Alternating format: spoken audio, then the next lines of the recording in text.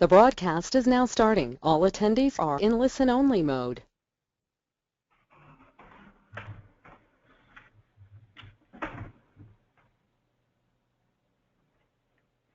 Hello, welcome to today's Gorkana webinar, Creativity and Content, what 2015 taught us and key trends for 2016.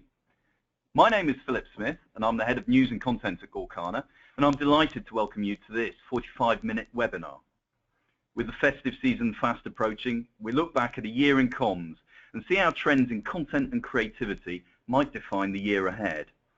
I'm pleased to say that I'm joined by two experts in content and creativity to help me do just that. We're joined in the webinar by Andrew Ager, Creative Director at Ketchum, and Simon Amster, Creative Content Director at TVC Group. Welcome, Andrew. Welcome, Simon. Hello. I'm going to ask them both for their highlights for the year, the sort of favourite communicators and brands that they've noticed across the last 12 months. We're also going to pick out some trends and thoughts for you to look out for based on this in 2016. But we'd like to know what you all on this webinar think as well. So we're going to kick off with a poll with a slight Christmas theme in a minute. So do send us in your questions and your observations. Do take part in the poll, and I'll do my best to put Simon and Andrew on the spot for you. Before we do that, and before we ask you about the poll, let me tell you a little bit about our guests. Andrew is a creative director with over 15 years of both in-house and agency experience, working with some of the world's leading corporations, brands, sponsors, events, governing bodies, and personalities. He specializes in developing creative strategic communications campaigns that deliver standout international media coverage, consumer awareness, brand profile, and most importantly, true engagement.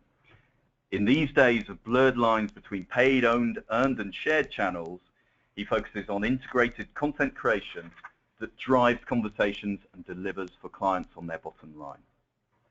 Simon Amster is Creative Content Director at TVC Group.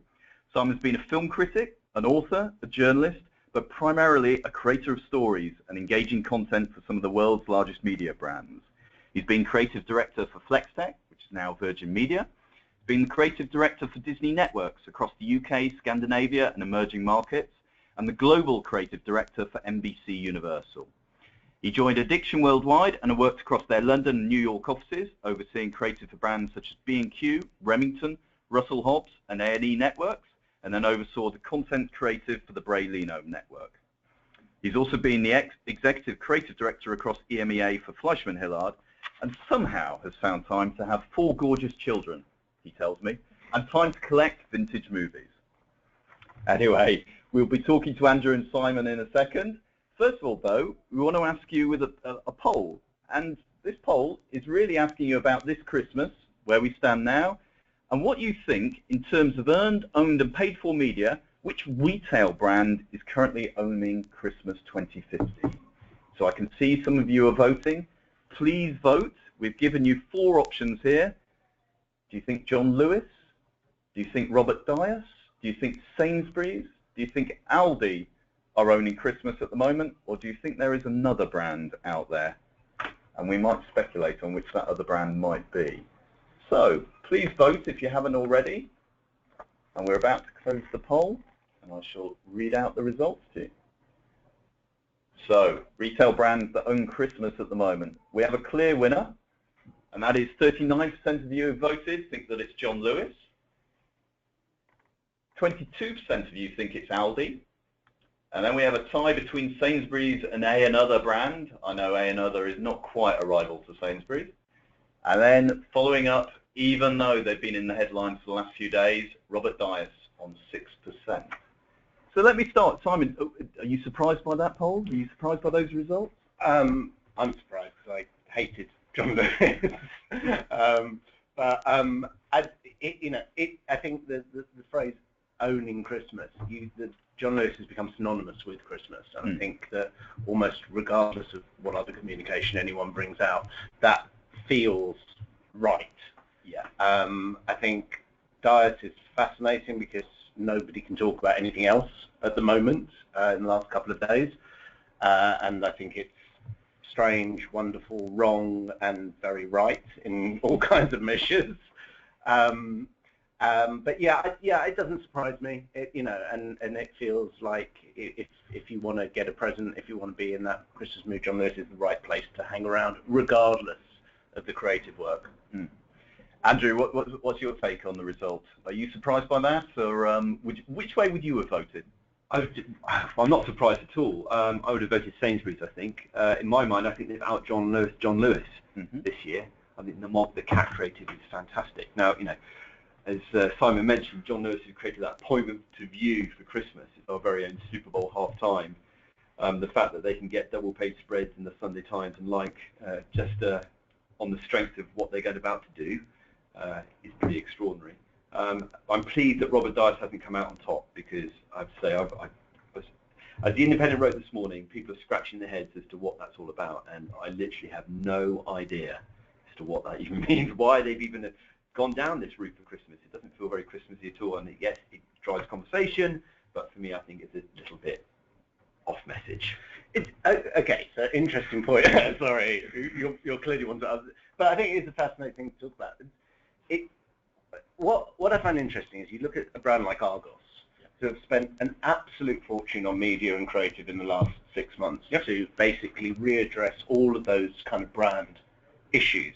And then you walk into an Argos and you immediately feel dirty, because nothing has actually changed. It doesn't. The shopping experience, which is your #1 experience of that brand, is actually let down in comparison to the creative work they've done.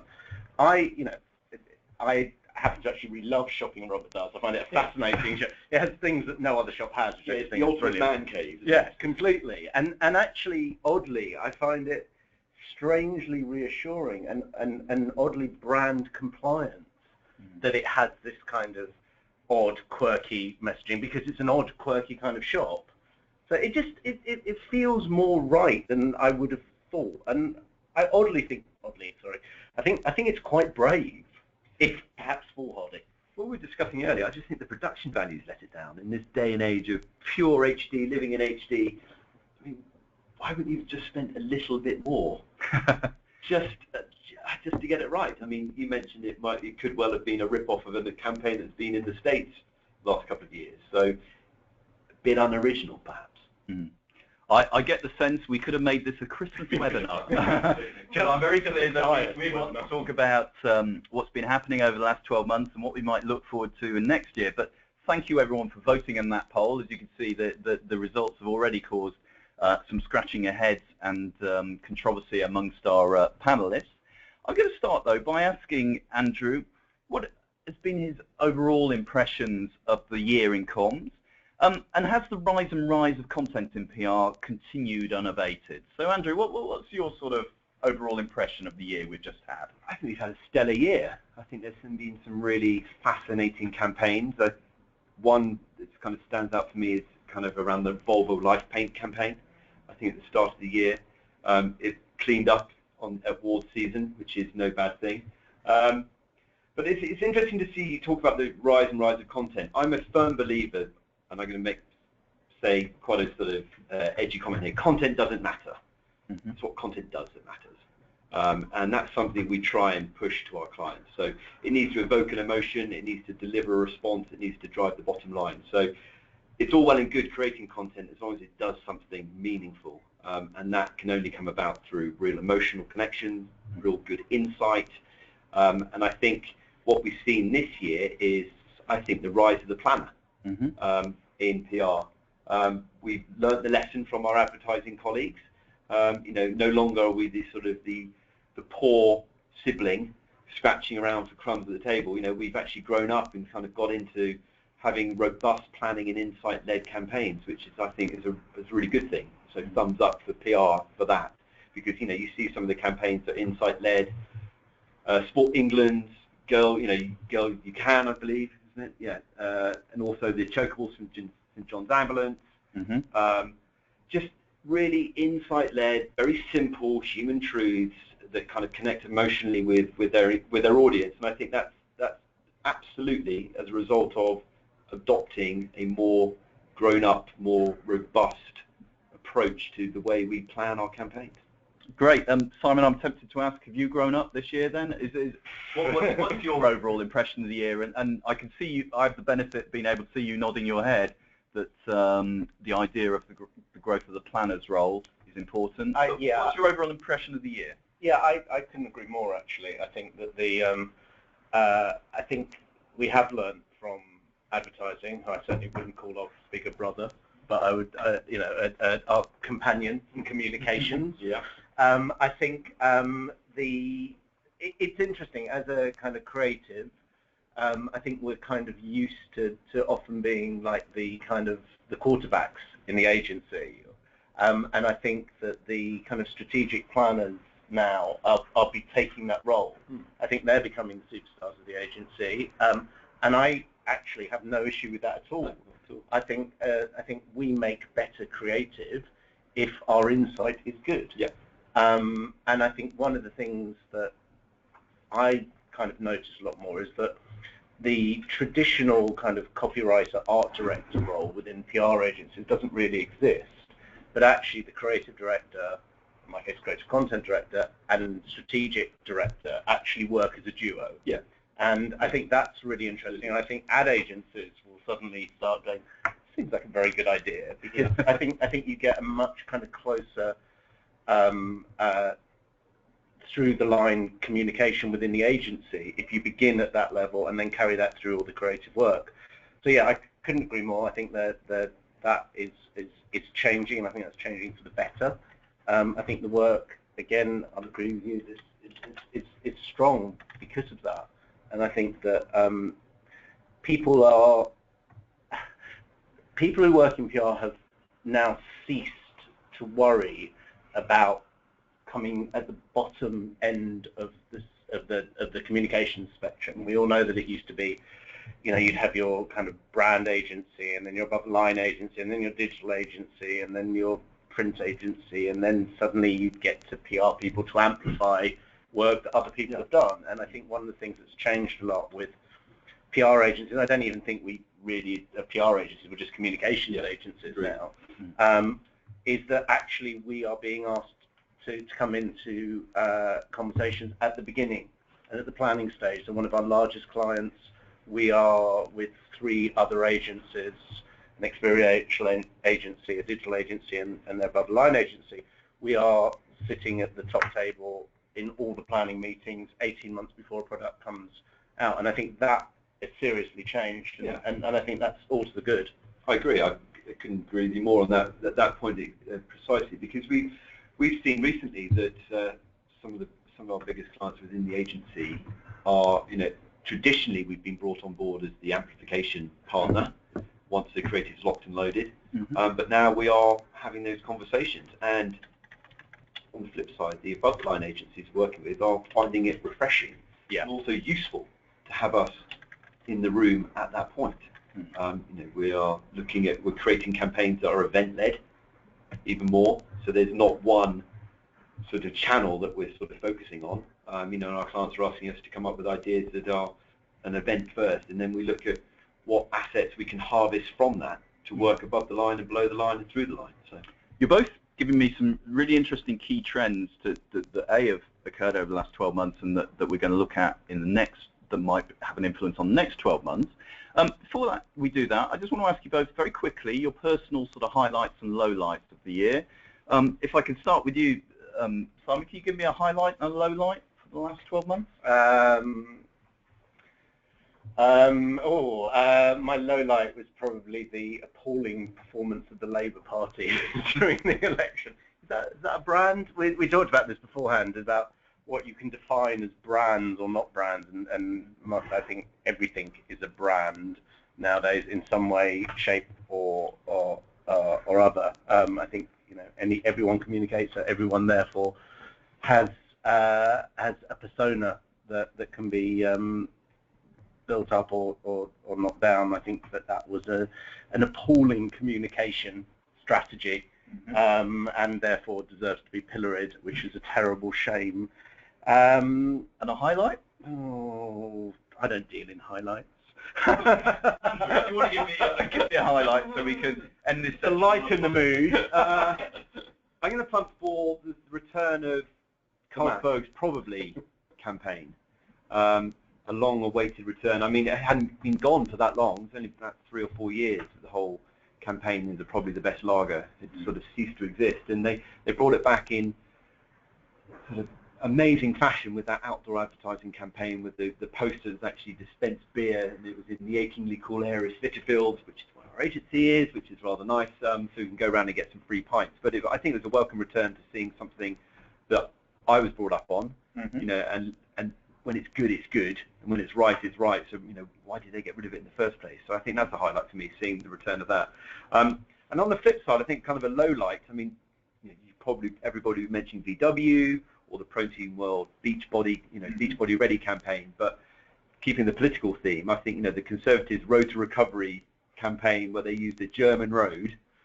And that's got to be a low light, isn't it? I mean, who checked that out before it went to press? So I think, you know, you've got to be very, very careful in this day and age that whatever you put out needs to be checked, double checked, triple checked, quadruple checked, because you are at the mercies of social media, and, you know, anything you put out needs to be 100% correct and accurate. Of course. We're going to move on now. We've got 4 case studies for you, which are going to trigger, I think, a discussion around why they succeeded. They're highlights that we've taken from Gorkana's news content across the year. They're all case studies that we've published on gorkana.com with some key results. So we'll start with a list of 4 of them. And as you can see, the ones we've picked out, and we're going to start with End Marmite Neglect. We have Grolsch 400th anniversary, hashtag Harry's back, and that's Flexisec Sport, which I've got to be very careful about how I pronounce, and National Wallpaper Week for Graham and Brown. So we're going to start, first of all, with End Marmite Neglect. And actually, I'm going to start with you, Andrew, because you talked about your favourite campaign that came back. And I want to know, because End Marmite Neglect started as a campaign 2 years ago, and this time it was brought back 2 years later with a slightly twist on the theme, the idea of a neglected actor like Dean Gaffney, who you can see on the screen, and resurrecting his career. First of all, what is the sort of criteria for bringing back a campaign? Is it just that you haven't had a better idea, or are there some very valid reasons? You talked about Carlsberg, but again, in Marmite's case, well, why bring it back? Yeah, Strapline, love it or loathe it. I loathe this. I thought the whole RSPCA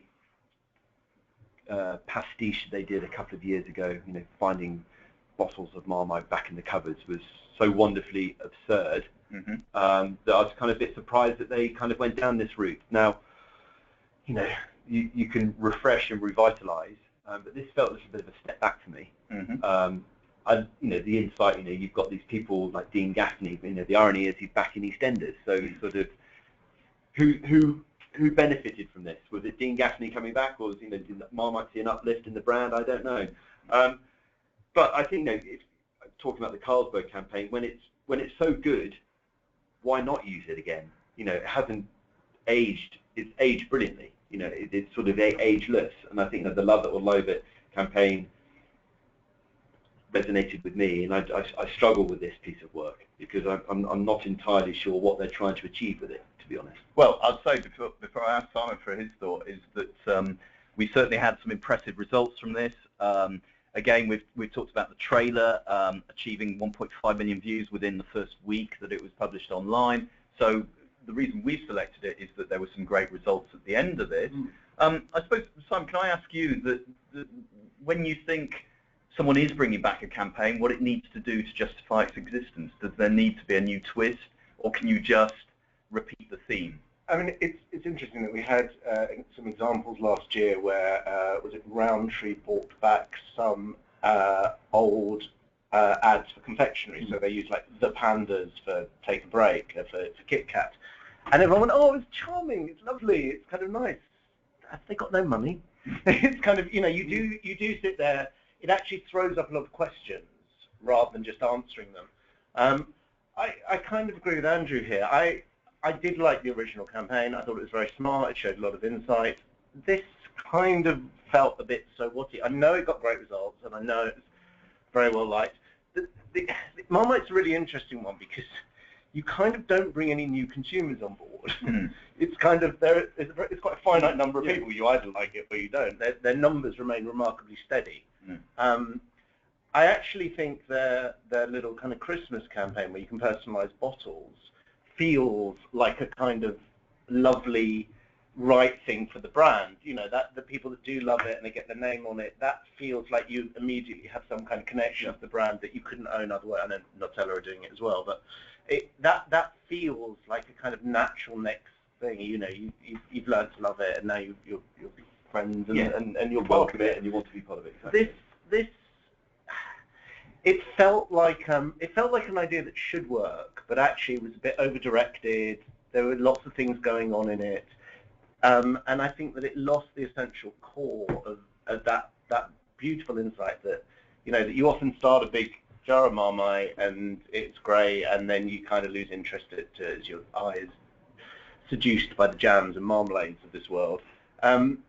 And so, yeah, it didn't have a strong and essential truth in it for me. And then I think the reason why it ended up being over-directed and overdone with lots of things going on in it is because it was essentially weak at its heart.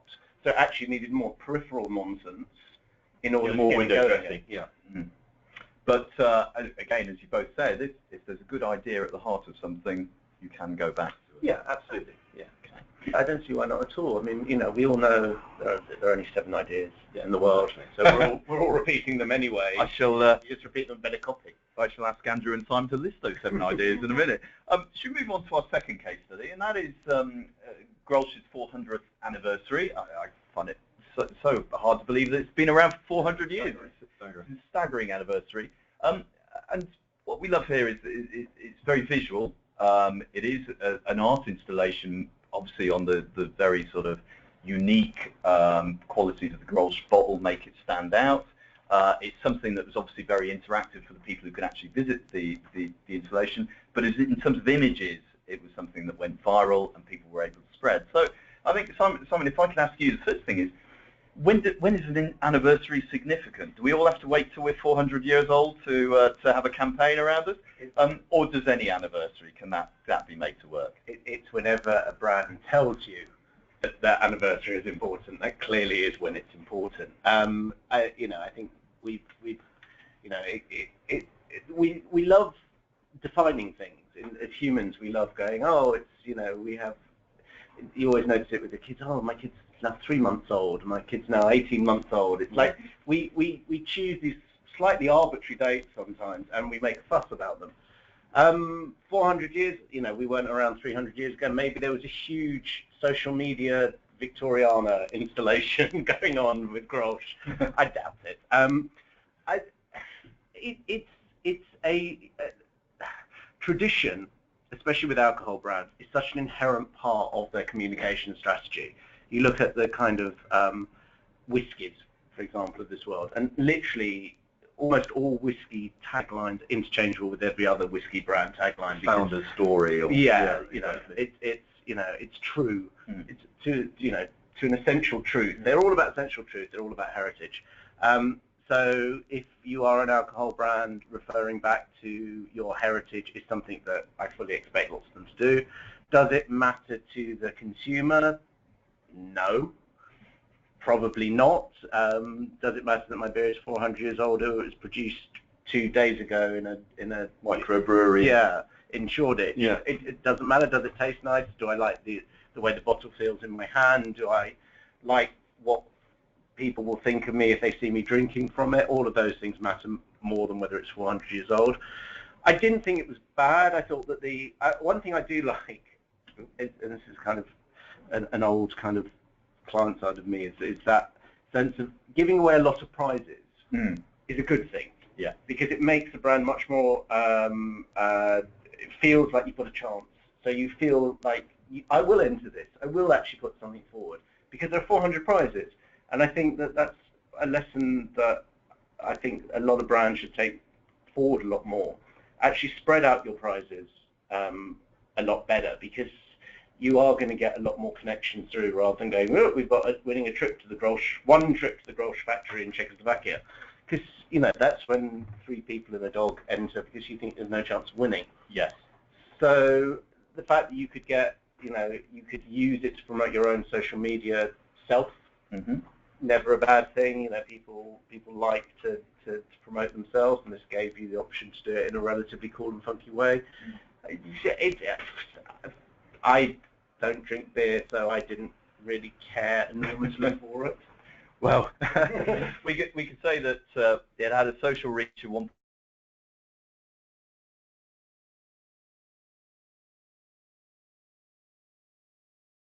to being visual and being shared as a visual image. Andrew, what do you think about the importance of visual now? Is that something that needs to be central to campaigns going forward for success? I think it does. So just one build on what Simon was saying. The wonderful thing about being 400 years old is a reason to celebrate.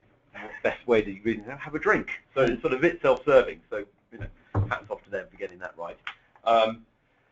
But are images essential? Absolutely. I think we live in a visual communication.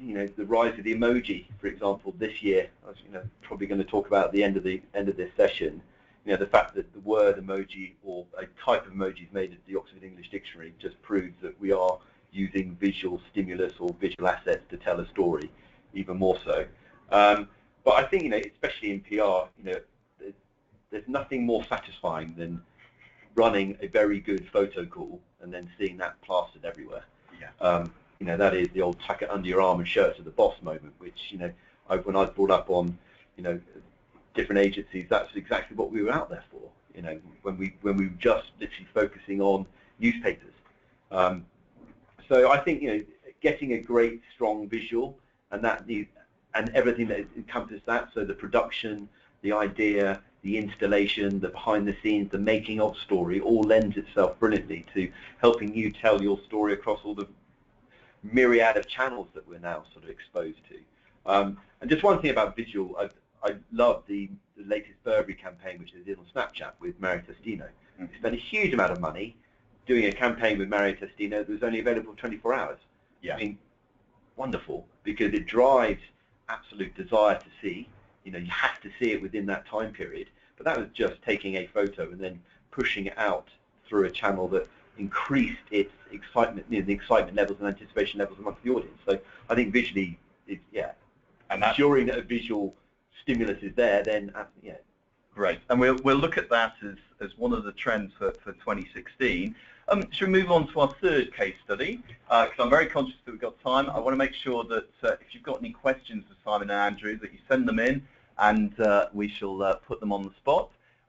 And also, if you have a particular brand or case study that you think we missed out on this year, do feel free to use the question tab to let us know what your favourite campaigns of the year have been.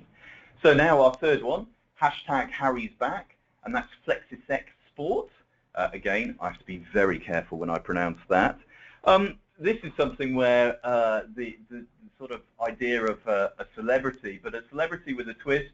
This is Harry, who people know was once tipped to be the next England manager, and FlexiSex Sport decided that they could make him England manager, except the mock documentary and photo call they set up was for England manager of the bowling team, and they had a mock photo call and press conference around that.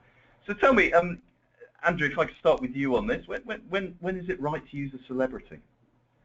I feel sorry for poor Harry, the wheeler dealer. I mean, he resigned from football for health reasons, so I think it's a bit sad that they sort of then have put him in front of the cameras for even a fake job. When is it right for celebrity? When the celebrities, I think more to the point, when's the celebrity right for the brand? Yeah. Again, I think I struggle with this one as well, because I'm trying to work out who does Harry want to be associated with? Does he want to be associated with a sport of bowling, crown green bowling, when he was probably feted, as he said, to the England job back in a couple of years back? It seems a little bit sad for me, and I think there are better examples of good work, good use of celebrities. The Curry's PC World with Jeff Goldblum, I think extraordinary work there. That's when you get a great director, a brilliant script, and probably the only person who could have delivered that campaign this year was him, because he's so unique. And I love the fact that they've done a masterclass in acting. They brought a great actor in. You couldn't have seen any other actor doing that. No, I think he was. And you hear rumours that they were trying to cast other people. The other one is I believe the Jennifer Aniston Emirates airline advertising campaign.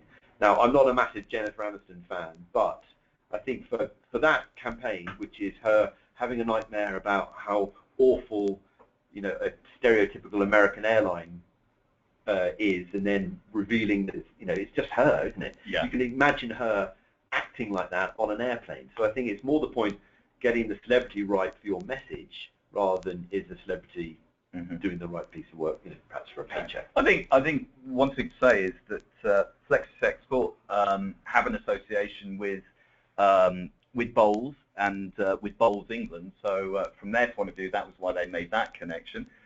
Simon, what's your view on the use of celebrity?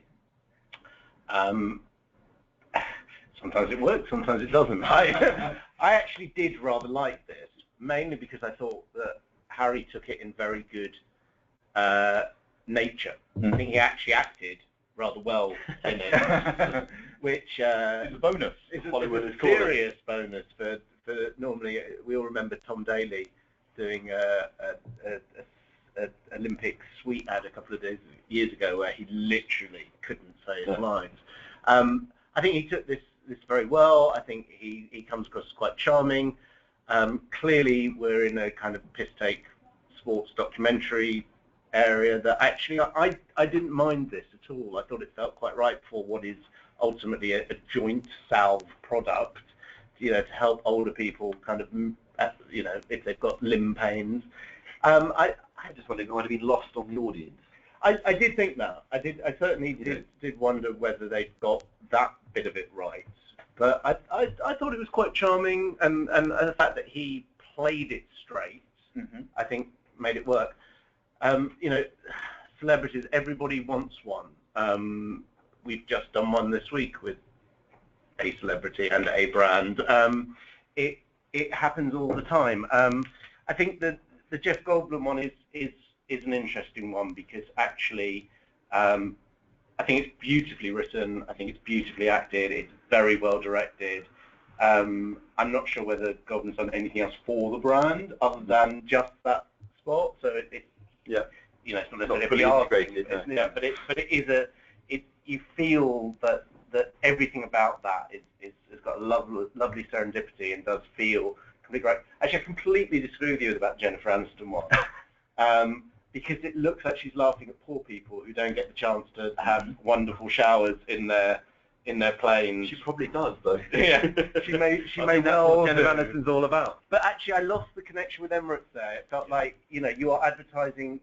There are only 3 showers on each of your planes, so you're advertising to a very small number of people who actually would have gone on your planes anyway.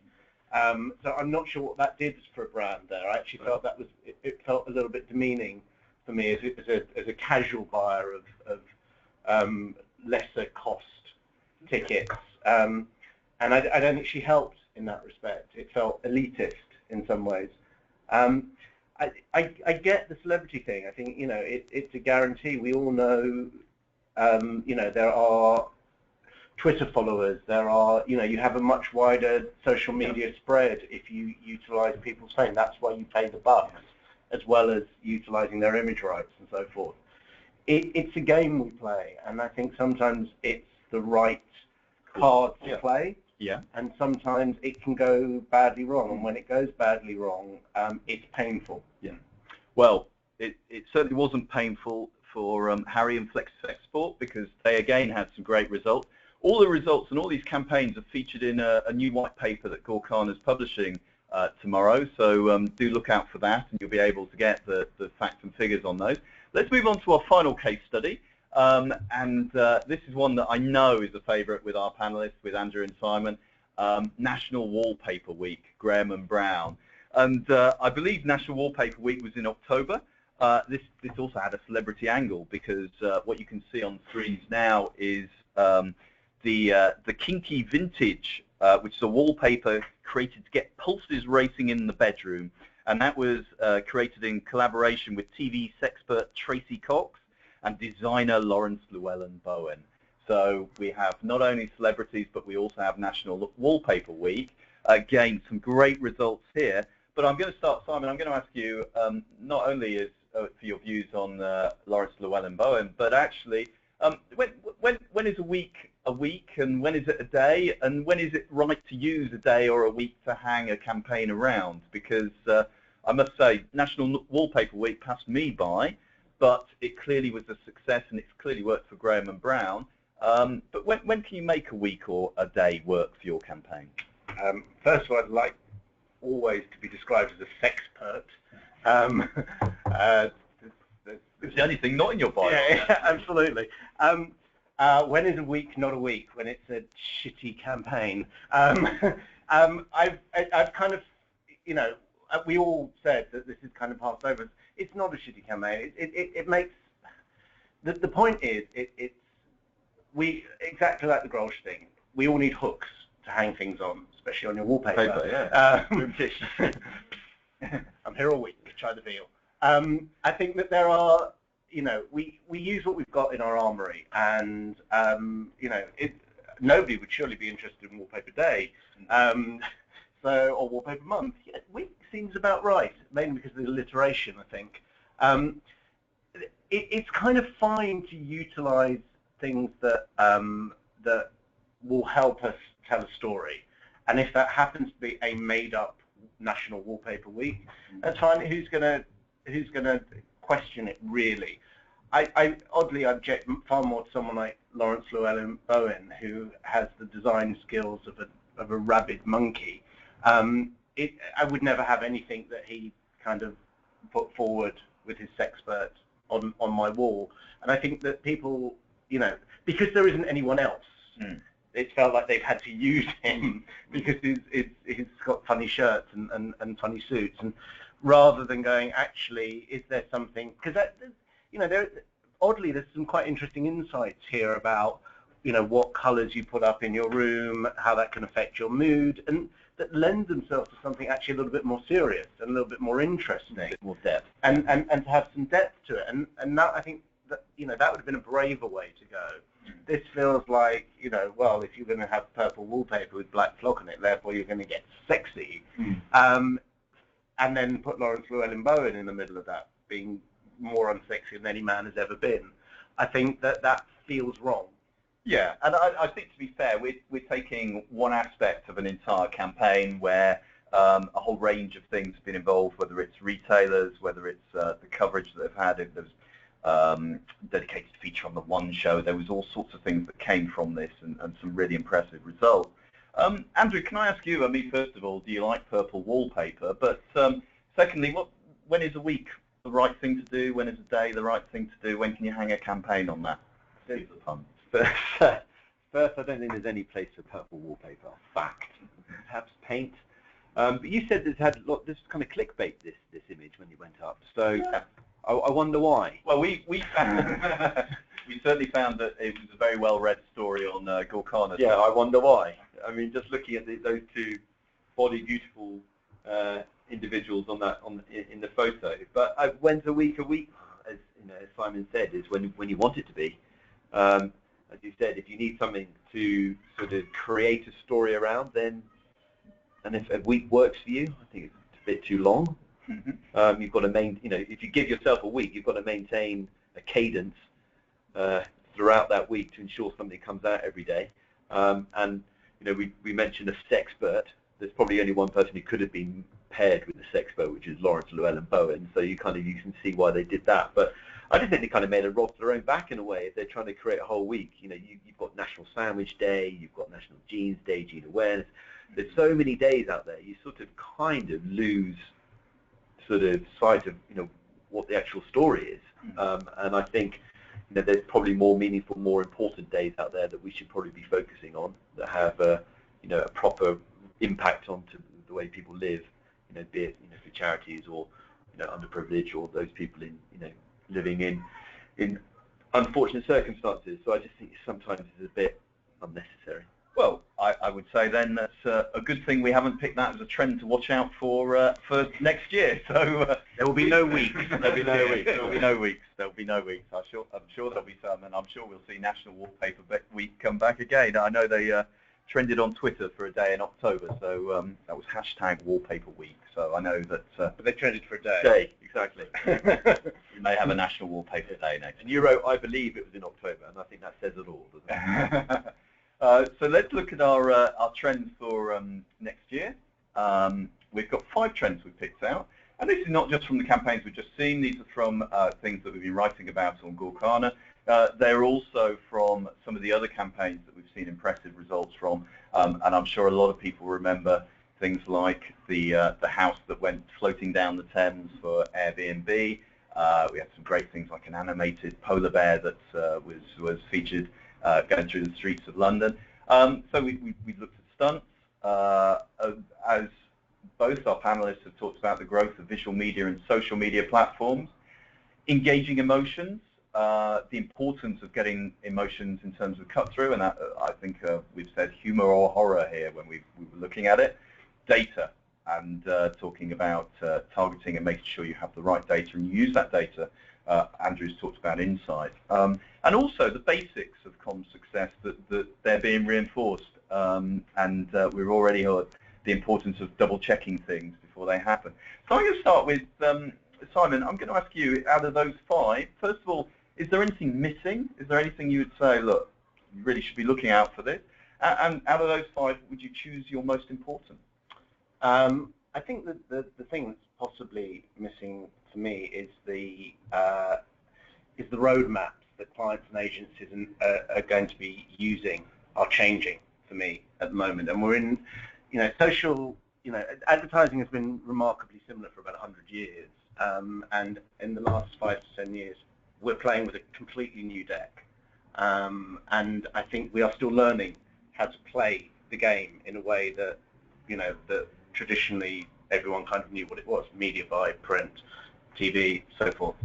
I think that we are now, that I mentioned before, that kind of traditional kind of way that we invite clients to go through an agency, a brand agency, above the line agency, a digital agency, a print agency, and then you get to PR. I think, and what's interesting is that some of the bigger kind of agency groups are inviting clients to basically stay within their eco-structure and go through PR agencies and above-the-line agencies and digital agencies within big agency groups. You've got to ask yourself, what does the client want? And I know that sounds odd coming from an agency person, but it's absolutely true. What can I do working for an agency that is what a client will actually want? What do they want to achieve? And more importantly than that, what do consumers want out of communication? Because they're going to engage with some things, they're not going to engage in others. They're not going to engage just because you tell them to. Something like the polar bear stunt. I generally kind of hate big things that are bigger than they normally are. What's a big polar bear? And then you take a picture of it. Oh, the Mr. Darcy in the river type thing. I actually thought the polar bear was very successful. I'm not alone. Lots of people thought it was very successful. But it was actually the juxtaposition, and the polar bear in the tube, and it was. It was also a really big media spend. Yeah. Sky spent a lot of money on that, which always helps. We all know that things don't just magically appear out of nowhere, much as we'd like to say they do. So I think that the trend for me that will be changing is that entire client-agency relationship is going through a transformational process. That I don't think anyone has the absolute answer as to how to do it. But I think we are learning how that communication should be and could be. But I think it's really important for agencies to think about it from a client perspective. I don't think there are enough people who have been clients at agencies. And actually, I think that there is I think that is something that people should think about when they're hiring people. Because I do think that you bring something additional to the table in terms of communication and understanding. We're all consumers, so often think about it from, we think, we don't think about it from everything from a business perspective, we think about it from a consumer perspective. But we weren't always clients, and I think we should think that a lot more.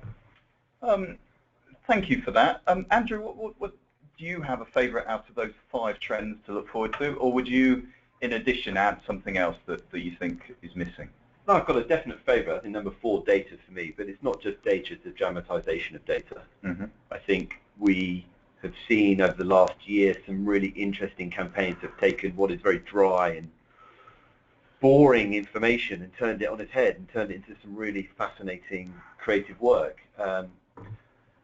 One from a couple of years ago actually now is the road safety campaign in Australia, where they took the fact that during the Christmas period, I think many 100 people sadly lost their lives on the roads due to drink driving or bad driving during that period. And what they did, they took that stat and they combined it with the fact that these people won't be around for Christmas and they didn't have presents to be delivered, and they made an extraordinary monument, a very moving and emotional monument, using that information of presents that have been sprayed white in that classic way that we do to sort of respect the dead. And I think that's quite interesting, the use of to dramatise information in a really compelling way. So that for me is one thing I'm looking at for next year for our clients, how we do that. And I think there's 2 perhaps I'd like to add on to that, and they probably link into visual media. One is sort of VR, or actually more interactive media, to give it its true form. It's not true virtual reality, but I think we're seeing a lot more of that. That try before you buy in all manner of things. So if you're going on holiday, you get to go on holiday before you do it. If you try on some clothes, you get to try on the clothes before you buy them. In that sense, from your desktop, which is pretty extraordinary. And the other one is kind of the rise, I think, of the super influencer. The fact that with these social media channels, you've got these uber influencers who all focus, we might even be seeing the rise of very tailored, specific campaigns that 1 or 2 individuals who have this network. These influencers are using their social media channels as, to broadcast, to create, to promote. And I think we, as communicators, need to ensure that we know who they are. And also the brands probably could even do with some help in engaging them. And it could be micro campaigns at sort of 100 people. And that would be a very brave client to do that, because they could then spread it out. You get to one person. To be clear, these are not influencers you're talking about within the media. No. I'm thinking within social media, our own ecosystem. Consumers or super influencers on YouTube. The rise of the YouTubers. These people are hugely influential, and if you identify them and work with them and bring them on board, then I think brands can win. Okay, great. We've got a couple of minutes left, so if you have any questions for Andrew and Simon, please send them in. I think from our point of view, there are some really interesting thoughts there. Now, I'm just looking through the questions, and someone says, Kez says Coca-Cola got to be in there too. So does anyone have a view that we've missed out on Coca-Cola? Simon, do you think Coca-Cola should be in there? No, oddly, my probably favourite Christmas ad was probably House of Fraser, just because I thought it was a very well chosen track and a damn fine direction and edit. And actually, I used to love the old Woolworths goodies Christmas ads where they would do a dance with showgirls and say, look, it's $14.99 for a Hostess trolley. And this felt like an updated version of that. And I quite like this kind of honesty. It's about buying stuff. And they got the kind of good-looking porn of it right, which I thought was nice. Actually, I think they did it better than M&S, who normally do that thing. Brilliant. Okay. Looking at Paul Goodman's question there about PR tactics, I think we have been quite guilty of looking at sort of the advertising creatives, but I think that's more to do with the fact that it's integrated now. So you're seeing brands use the whole sort of armory of communication tactics. But one thing I think that we are good at in PR is being very agile, being very nimble. And I think that the whole black and blue dress that came out in the beginning of the year, or kind of beginning of the year, I can't believe what time when it was, but so you had that, do you see the dress blue or black? Yeah. And what was interesting is how brands jumped on that, and that's only something a PR agency or a communication agency do, and I think the Salvation Army did it brilliantly. So this goes back to your, it was even the point in your biog about the blurring of lines between paid and earned. Yeah, absolutely. Yeah. We are. Is there any particular tactics? So this is something that Paul's asked. It says, yeah, I'll be interested to hear which PR tactics have worked well in terms of amplifying that creative, even if integrated with marketing. and how those tactics have changed and evolved. Simon, are you going to an answer there? I think that and this is where we get back into this kind of crazy infrastructure of different types of agencies. I think very few agencies would just call themselves a PR agency anymore. We are communication agencies or integrated agencies. I come from a broadcast background, where I looked after above the line, below the line, digital, and day-to-day promos, big high-end promos. It didn't matter, and I think that what PR does very, very well is in its agility, it can amplify almost anything immediately. So any part of the campaign that hits, and it's a little bit like you never know the thing that's really going to hit with the consumer. You can do a big campaign with lots of different elements. What we can do is we can look at how people are responding to something, whether it's digitally, whether it's in real life, and go, okay, that's the bit we run with. We're not going to take 6 months to kind of craft a piece of copy that we get Steven Spielberg to direct the commercial for. We move in ways that I think benefit both our clients and also the kind of fun that we have. I think and this is why, again, I hate to kind of downplay our skills against any other part of the communication process. I think where we work nowadays is possibly the most exciting part of the communication area, and I wouldn't give it up for the world. I think it's I love our agility. I love our attack. Yeah. And I think we also, and importantly, going back to your kind of data thing, is that we're learning how to do ROI a lot better, which is something that I think as a trend for next year, that's really important. Measurement is absolutely vital to what we do, and I think we're getting better at showing our worth. And as people see that, that's going to be very game-changing for PR and communication. I'm going to have to give a plug at that point for the fact that we had Measurement Month this year. So I know we've said about weeks and months and days, Measurement Month, and that's clearly on the agenda of organisations like AMEC and so on. I'm going to finish though, because we've got only a couple of minutes left. I'm going to finish by asking Andrew one question that's come through, which is a really interesting one, and I think there's going to be a very straightforward answer to this, or hopefully a quick one. And then I'm going to ask you both to give me your final thoughts. So the one thing to look out for next year, or the one thing you've been left with thinking about from this year. So first of all, the question for you, Andrew, and then I'm going to ask Simon and then Andrew for their final word.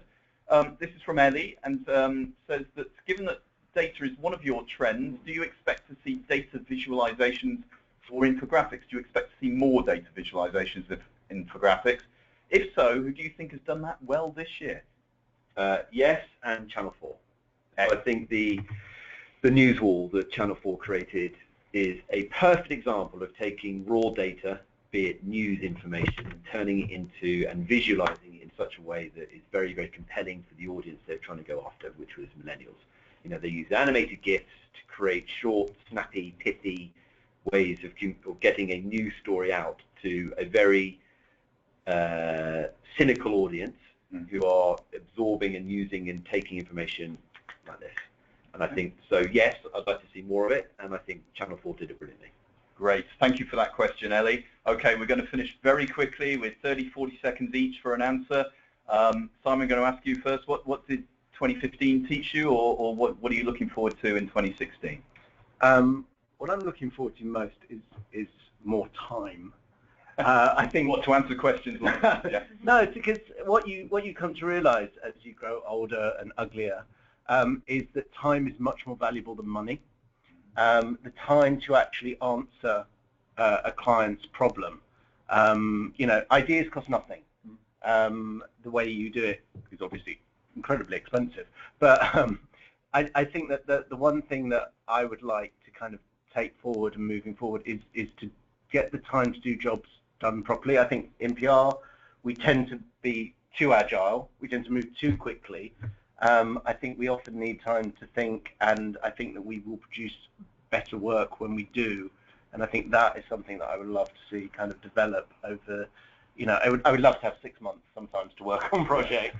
And I think we can get. It's not going to happen, but it's Sometimes Great. To utterly contradict your thought then, I'm going to give you, Andrew, 40 seconds for your final word. The thing you either learned from this year or look forward to most in 2016. I think I learned most the fact that PR has a wonderful opportunity to talk to everybody or anybody through any means, through any channel. I think that's something that we should hold on to and protect. You know, the other agencies have very distinct means of communication. The ad agencies broadcast on a various number of channels, but there are a finite number of channels. We can talk to anybody at any point, at any time, and I think that's really exciting for us, especially when we have a client or a brand or a person's reputation in our hands. And I think that's something that we are very, very, I think the PR industry needs to celebrate. What I'm looking forward to next year, I think some groundbreaking tech coming through. You know, we talked about VR, talked about AI. Well, we didn't even talk about AI, but you know, it's something we should be talking about. So I think there are some interesting tech developments on the horizon, and we should be embracing them. Excellent. Thank you. I'm afraid one of the worst parts of my job is that I always have to cut things short, but we're bang on time. That's all we've got time for now, I'm afraid. I want to finish by thanking Simon and Andrew so much for their thought and insight and for their time with us now.